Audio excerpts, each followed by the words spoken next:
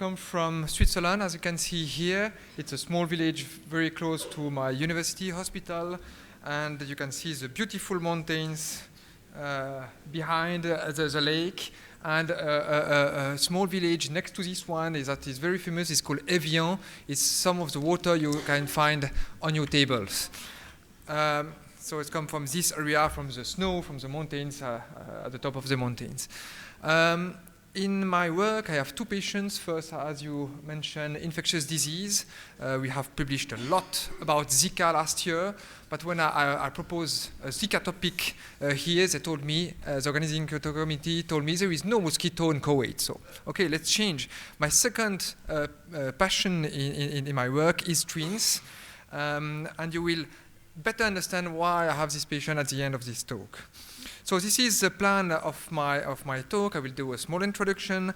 I will speak about twin-to-twin transfusion syndrome, twin anemia polycythemia sequence, selective IUGR, trap, and if we have a little bit more time, monochorionic, monoamniotic twins pregnancies. So before to begin that, let's travel a little bit. When we did a long travel with my wife when we had our wedding, and we decided to go at the end of the world, and it's the middle of nowhere. It's a place called Vanuatu. It's a lot of islands in this country. Most of them are tropical islands, and one of them, how does this work?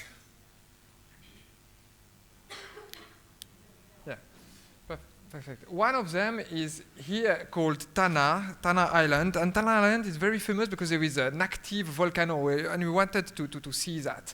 And you see the road. This is the main road of the islands. There is very tiny road. Otherwise, all the way you have to climb on the volcano because it was quite tricky. And we spent some time with these people from tribes. This is the head of the tribe, of one of the village. We spent some time there, and this is the midwife of the tribe. This is me, if you don't recognize me. And this guy delivered all the people from all the tribes all over the island. He do breech delivery. We don't do any more breech delivery in Europe. He had a cesarean rate of 0% because he used magic plants to deliver all the baby. And as I said, he delivers all the baby all around the island. And in these islands, they don't know really why, they have a high rate of twins. And he understands that there is some twins where there is only one placenta, and some other twins there is two placenta. And his explanation of that, when I spoke with him, is when the volcano makes this kind of problem, it has the potential to break the eggs. And this is quite interesting because it's really what it happens, and we'll see in the next few slides. It's really what it happens for monochorionic twins pregnancy.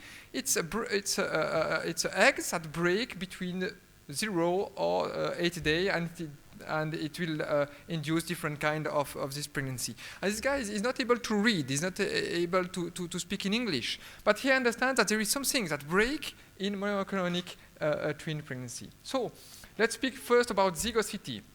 If you have two ovula at the beginning, you will have flat with two chambers, two kitchens, the kitchen being the placenta. If the egg break during the first 3 days after conception, you will have the same picture.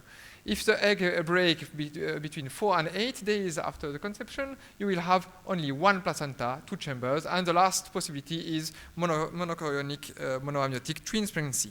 And you have to differentiate between zygocity, that you can see here, and chorionicity. Why? Because when you have only one placenta, this induces a 6-time increase in miscarriage, a 2-time increase in IUFD, IUGR, and malformation. This was a study published by SEBI that shows the mortality between both type of pregnancy. You have here a bichorionic twin pregnancy, monochorionic twin pregnancy, and you see that there is, since 14 weeks of pregnancy, a major increase in the mortality of this monochorionic twin pregnancy, mainly due to twin-to-twin transfusion syndrome. So you have to recognize what kind of pregnancy you have quite early in the pregnancy, during the first trimester, because these will induce different type of management of these two pregnancies. For the bichorionic twins pregnancy, you have to look for the lambda sign here. For the monochorionic twins pregnancy, you have to check for the T sign, as you can see here. And the problem is these both signs can disappear after 14 weeks of pregnancy. This is why you have to diagnose them quite early in the pregnancy to adapt your management to that. Here again, lambda sign, T sign, as you can see clearly here. And when I show this presentation to my medical student, I show them these eggs. Here you have like a lambda sign, there is two different eggs, but here you have a T sign, you see? I had to break a lot of eggs to find this one.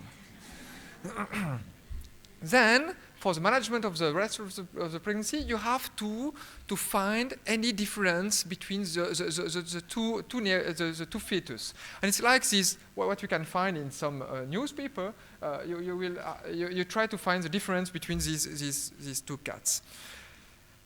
This is a study done by Nicolaides, where they looked at the difference of the nuchal fold. And you see when there is a 50% nuchal fold difference, which means 1 millimeter for one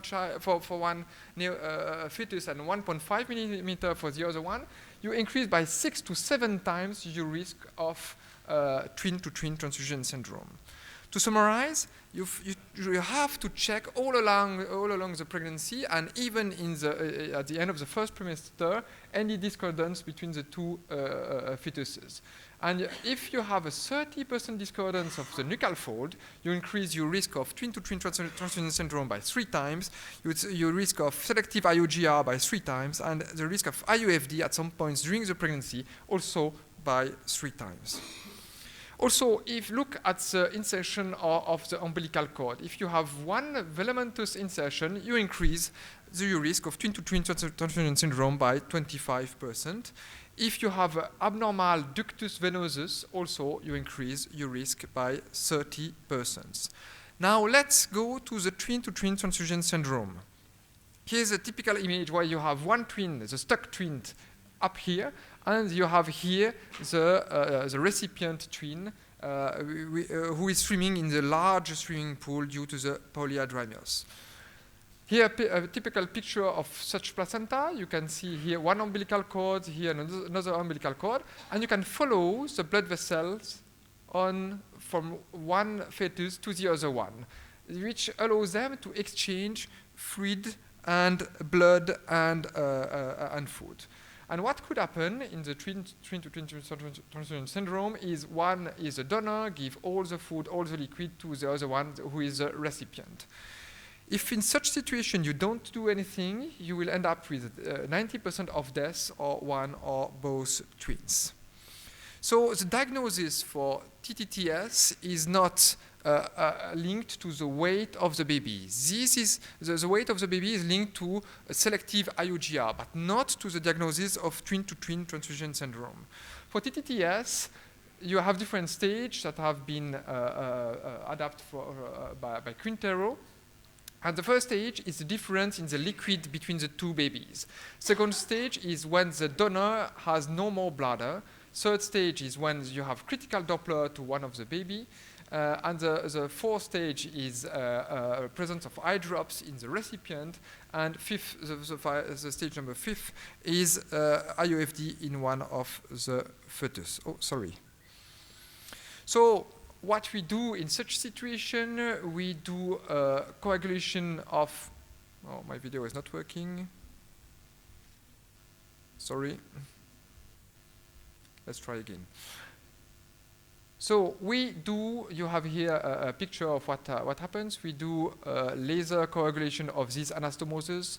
We enter with a small cannula inside the uterus of the mother in the polyhydramnios sac, and we go to burn with a laser fiber these anastomoses on the placenta.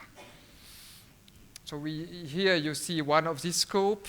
It's a very tiny scope where you have a place for the fiber, laser fiber, the camera, and also to put some fluid if you need to change the liquid and to have a better view. We do that on local anesthesia with maternal sedation, which allow also the baby not to move so much during the procedure, because we don't want to cut the hand. This is what you will see when you enter the amniotic fluid cavity. So sometimes the liquid is a little bit trouble. You have here the stuck twins. You see the membrane here, the umbilical cord of these twins here, and you try to find your way to find the placenta. This is one of the foot of the recipient twin, and you try to find your way to the placenta and to try to identify the anastomosis between both babies. Here you have an example, anastomosis between the two fetuses. You have the membrane is just here, and you burn the vessel that go from one baby to the other baby. It's also you to check the anatomy of the babies. You see here one of the face, the fingers. This was quite early. You can do this surgery from 14, 15 weeks of pregnancy until 30, 31 weeks of pregnancy in case of TTTS. As I said, if you don't do anything and you don't treat the patient, 90% risk of death.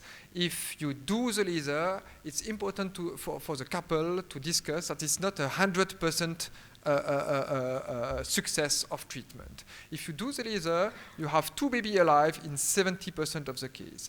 You have at least 1 baby alive in 85% of the case. And sometimes patients arrive too late in the syndrome. It's too difficult to do the surgery, mainly when there is an anterior placenta. And in 15% of the case, you are not able to succeed with your treatment.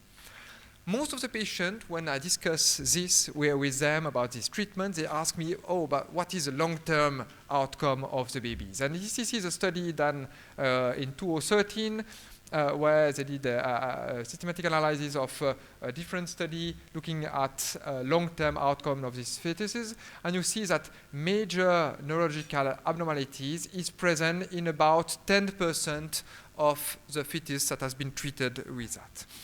But when they check what was the reason of these major neurological abnormalities, it's mainly in the most premature fetuses, because when you do such intervention, you are at higher risk to induce prematurity and quite early prematurity.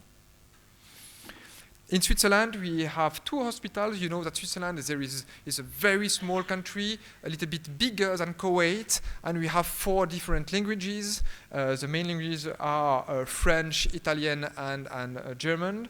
And I have 1 colleague that does operation in the German part, and myself doing the operation for the Italian and the French part. And we try to work together. It's much better. It's allow me, for example, to be here today. So he's looking after the whole Switzerland for that, and the opposite when he go in a meeting.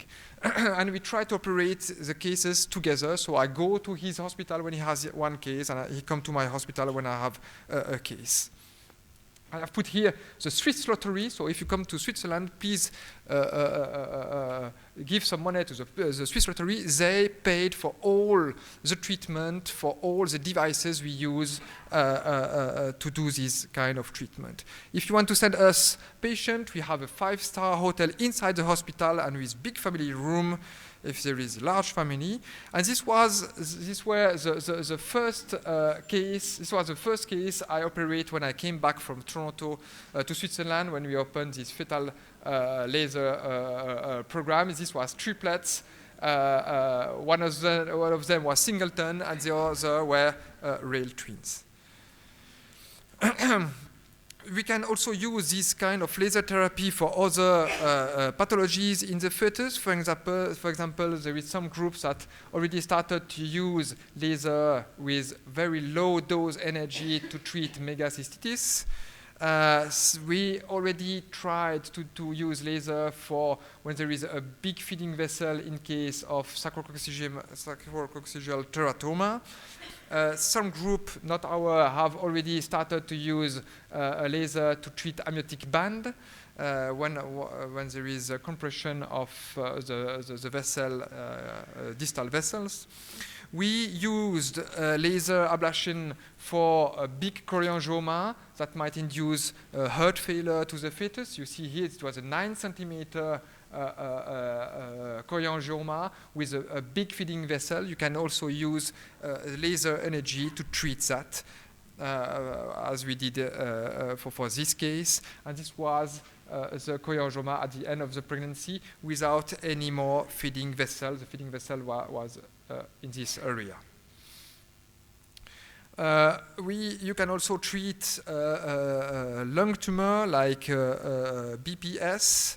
Here is an example we have done recently in Switzerland. You have here the aorta, the big mass that induces hydrothorax. You can find sometimes the feeding vessel, and we did this surgery as I presented you before for the laser treatment. So the big feeding vessel here. We enter again with a cannula, and we go interstitial to burn this vessel. In our case, the fetus was only 22 weeks gestation. It was too early to deliver the baby. There was high drops. We did this surgery, and the baby survived completely well and delivered at 39 weeks without any more a tumor that was visible.